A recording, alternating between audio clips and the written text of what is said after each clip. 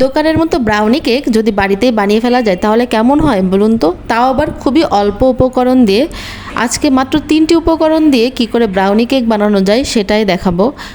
Hello everyone, welcome back to my channel. আশা করি সবাই ভালো আছেন, আমরা আপনাদের আশীর্বাদ এবং দোয়াতে ভালো আছি। তাহলে চলুন রেসিপিটি শুরু করি।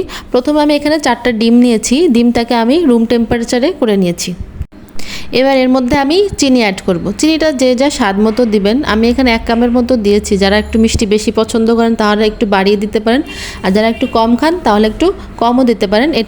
এবার আমি একটা পাত্র নিয়েছি, এটাতে আমি 1 কাপের মতো ঘি দিয়েছি। অবশ্যই ঘি দিতে হবে, তেল দেওয়া যাবে না। এবার আমি ঘিটা গরম হয়ে গেলে এর মধ্যে 1 কাপ গুঁড়ো দুধ দিয়ে দিলাম।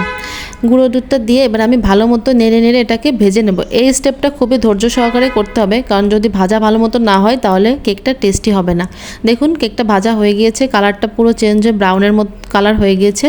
এবার আমি এটাকে নামিয়ে নিয়ে ভালো মতো ঠান্ডা করে নেব। অবশ্যই ঠান্ডা করে নিতে হবে, কারণ যেহেতু আমি ডিম অ্যাড করব, যদি একটু গরম থাকে তাহলে ডিমটা ফেটে যাবে। দেখুন আমি একটা কাঁটা চামচের সাহায্যে এটাকে ভালো মতো ঠান্ডা করে নিয়েছি। এবার আমি ডিমের যে মিশ্রণটা রেখেছিলাম ওটা দিয়ে দিব, দিয়ে আবারও ভালো মতো মিশিয়ে নিতে হবে। অবশ্যই ভালো মতো মেশাতে হবে।